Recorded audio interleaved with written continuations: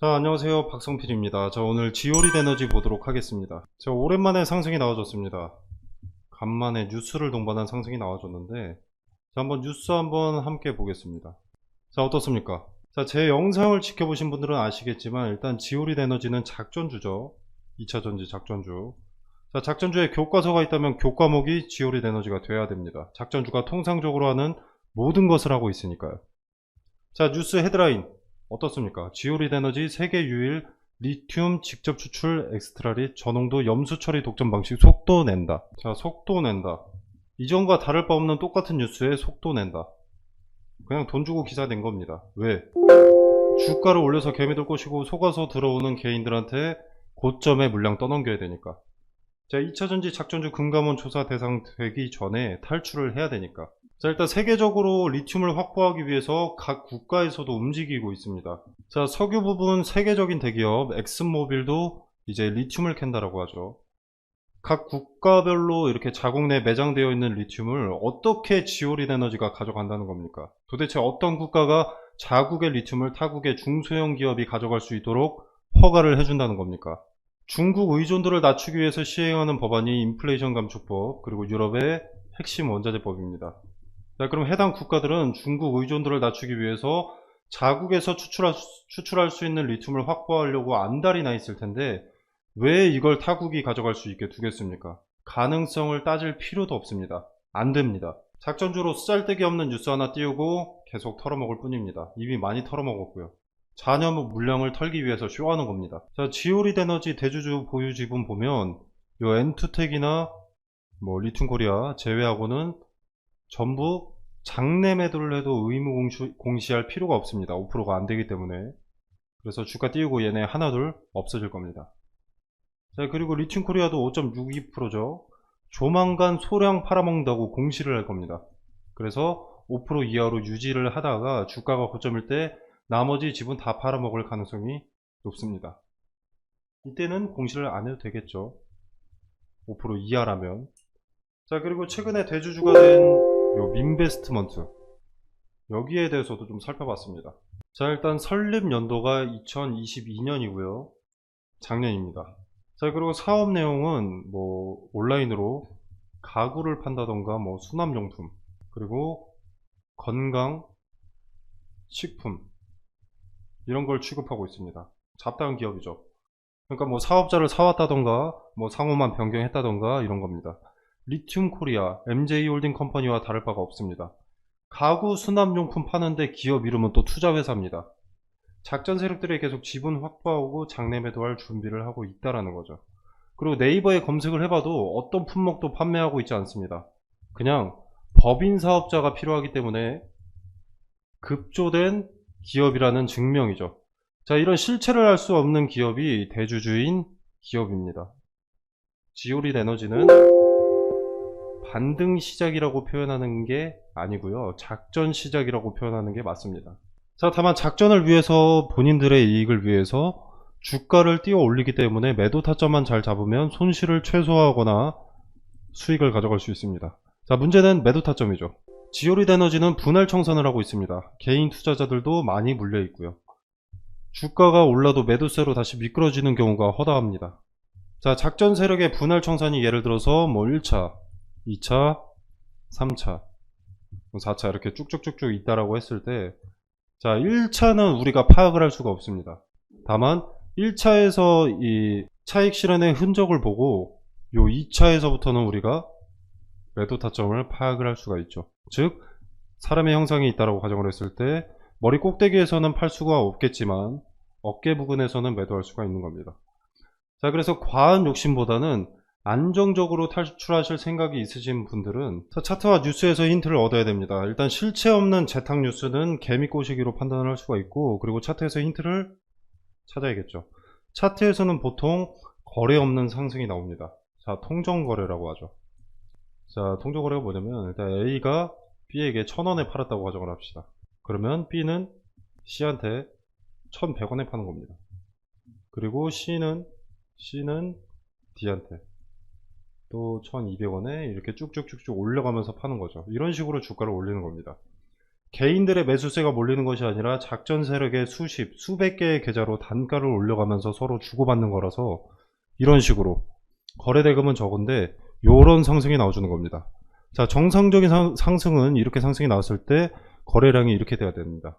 이렇게 거래를 동반한 상승이 나와야 정상적인 상승인데 자, 거래는 상대적으로 거의 없다시피 한데 주가가 이렇게 올랐다. 이것은 통정거래라는 거죠. 자, 그러면 통정거래로 이렇게 올린 것을 포착했다면 어떻습니까? 더 욕심부리지 않고 일단 우리도 분할 매도로 여기서 한번 먹고 보는 겁니다. 자, 이런 식으로 리스크를 줄여 나가는 거죠. 물론 이것만 보고 매도하면 안 되고요. 힌트가 되는 모든 것들을 수렴해서 매매를 해야 되겠지만 작전주는 순식간에 주가가 바닥으로 꽂을 수 있기 때문에 안정적으로 리스크를 스스로 줄여 나가면서 매매하는 방식으로 가야 한다는 거죠. 상단의 전화번호 010-2764-3885번으로 지오릿이라고 이렇게 세 글자 문자 메시지로 남겨주시면 분할 매도가 말씀드리겠습니다. 자, 그리고 분할 매도 타점에 대한 근거, 어떤 근거로 이 자리에 매도하라고 하는지 세세하게 설명드리도록 하겠습니다. 자, 작전주 지오릿 에너지 탈출 전략 설명드리고요. 자, 이후에 리스크가 높은 이런 작전주 말고 기업의 가치가 높은 그런 종목을 선정하는 방법에 대해서 말씀드리도록 하겠습니다. 자, 일단 제가 종목을 선정할 때는 가장 중요한 것이 테마라고 말씀을 드립니다. 테마를 찾고 여기서 대장주를 찾으면 그게 급등주가 되는 거죠. 자, 그럼 요 테마는 어떻게 찾느냐? 자, 세계 경제에 관심을 파악해야 됩니다. 세계 경제가 어디에다가 자금을 쏟아붓고 있는지. 자, 간단한 예시로 코로나 때는 어떻습니까? 마스크, 진단키트, 백신, 치료제, 이것들이 강세였죠. 전 세계가 주목하고 필요했던 테마니. 국내 같은 경우에는 병상이 수혜를 입기도 했었는데 이거는 각 국가별로 확진자 수가 다릅니다. 그리고 땅덩어리가 다르죠. 그래서 공통사항이 될 수 없기 때문에 일로는 자금이 투입될 수가 없었습니다. 코로나 때는 요 마스크, 진단키트, 백신, 치료제가 전 세계가 필요로 했던 것이기 때문에 요 네 가지의 수급이 올릴 수밖에 없었던 거죠. 자, 그리고 다른 예시를 하나 들어보겠습니다. 자, 우리 러시아와 우크라이나가 전쟁이 났을 때 이때는 일단 곡물과 사료에 수급이 몰렸는데 일단 러시아와 우크라이나가 곡창지대입니다. 곡창지대인 두 국가가 전쟁을 해버리니까 곡물 수출이 나가야 되는데 수출 길이 막혀버린 거죠. 그래서 곡물과 사료값의 상승으로 이어졌고 이 곡물과 사료값의 상승은 우리의 필수 소비재인 식자재 값의 상승으로 이어졌습니다. 전쟁이 우리 같은 일개 국민 한 명의 일상에까지 침범하기 시작한 겁니다. 자, 그리고 값이 오른다는 것은 뭡니까? 관련 수혜주의 이익이 증가한다는 것이죠. 자, 예를 들어서 수혜주가 A라는 상품을 기존에 100원에 팔았다. 자, 그럼 이 100원도 마진이 남으니까 이렇게 파는 걸 텐데 만약에 예를 들어서 400원이 됐다. 그러면 4배나 오르는 거죠. 자, 이렇게 이익이 오른다는 것은 뭡니까? 자, 뭐 파이프라인 확장으로 뭐 재료가 추가된다 라거나 또는 수요를 맞추기 위한 공급을 위한 뭐 증설 또는 뭐 토지 매입, 이것도 재료 추가죠. 그리고 잉여 이익금으로 배당금의 증가라던가, 즉 주가 상승에 호재 기대감이 생기는 겁니다. 그래서 수급이 올리고 주가가 상승을 하게 되는 거죠. 그리고 지금은 전기차의 빠른 성장으로 2차 전지가 강세입니다. 현재 진행 중이고요. 자, 지금 인플레이션 감축법 세부 지침을 변경을 했었죠. 원래 세부 지침이 변경되기 전에 인플레 감축법이 뭐였냐면 중국에서 뭔가를 만들기 위해서 광물을 들여온다. 그럼 너네 전기차 보조금 지원 못 해준다. 이거였습니다. 근데 세부 지침이 변경되면서 뭐 중국이나 인도네시아에서 광물을 받는 것까지는 오케이. 대신 FTA 체결국에서 50% 이상 가공을 해라. 그래야만 전기차 보조금 혜택을 지원해 줄 수가 있다. 이렇게 세부 지침을 변경한 겁니다. 자, 그래서 지금 수면 위로 떠오른 것들이 바로 원자재 가공 기업들이죠. 대표적인 수혜주이기 때문에. 자, 그래서 2차 전지의 구성을 일단 보면 대표적으로 양극재, 음극재, 전해질, 동박, 분리막 뭐 이렇게 있습니다.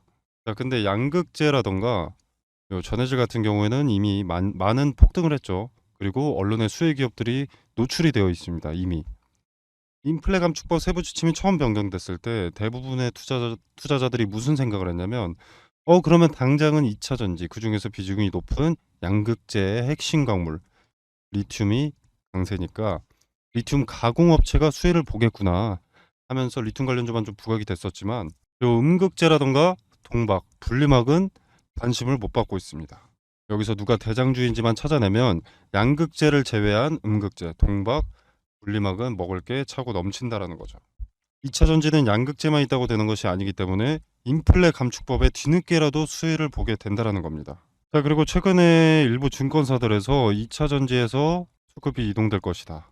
제약 바이오라던가 로봇, AI, 반도체 일로 수급이 이동될 것이다. 이런 얘기들을 좀 하고 있는데 일단 전 세계적으로 2차 전지에는 수백조 단위의 투자가 진행이 됐습니다. 앞으로도 수백조가 넘는 규모의 투자가 예정이 되어 있고요. 자, 무슨 말입니까? 제약 바이오로 수급이 옮겼다. 로봇, AI, 반도체로 수급이 이동됐다라고 하더라도 이미 투입된 자금이 너무 크기 때문에 단기간 내에 로봇, AI, 반도체로 수급이 다시 몰릴 수밖에 없다라는 겁니다. 자, 이때도 양극재만 그리고 전해질만 관심을 받게 될까요? 그 두 가지가 2차 전지의 전부가 아닌데. 자, 종목은 이런 식으로 찾는 겁니다. 미리 많은 물량을 확보한다면 큰 돈이 되는 거죠. 자, 그리고 지금 미국의 인플레이션 감축법 때문에 주가가 이렇게 움직이는데 유럽의 핵심 원자재법 이것도 당연히 주식시장을 뒤흔들 핵심 내용이 됩니다. 자, 기존의 2차 전지 점유율 전 세계 1위가 중국 기업 CATL입니다. 자, 근데 미국의 인플레이션 감축법이나 유럽의 핵심 원자재법이나 둘 다 중국을 겨냥한 법안이기 때문에 여기에 대한 반사 이익을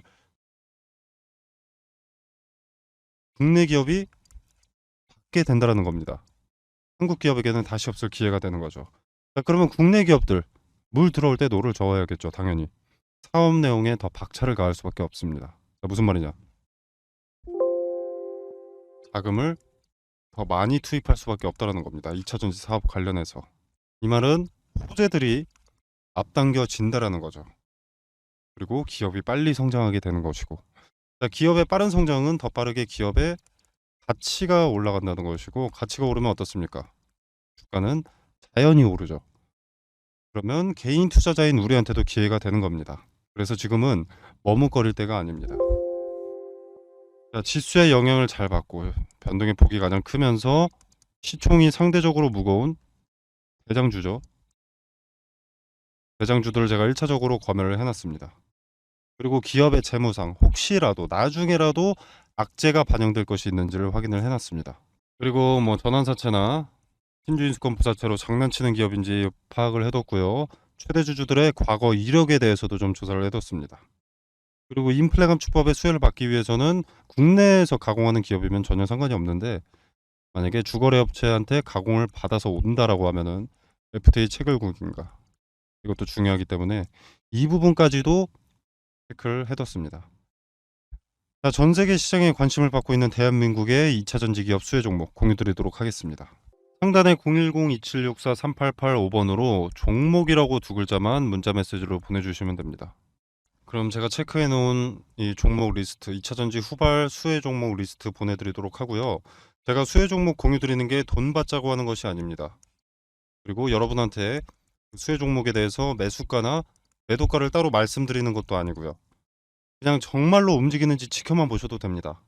매수하고 안 하고는 여러분의 자유지만 종목을 선정하는 방식이라도 조금 알아가셨으면 하는 바람입니다.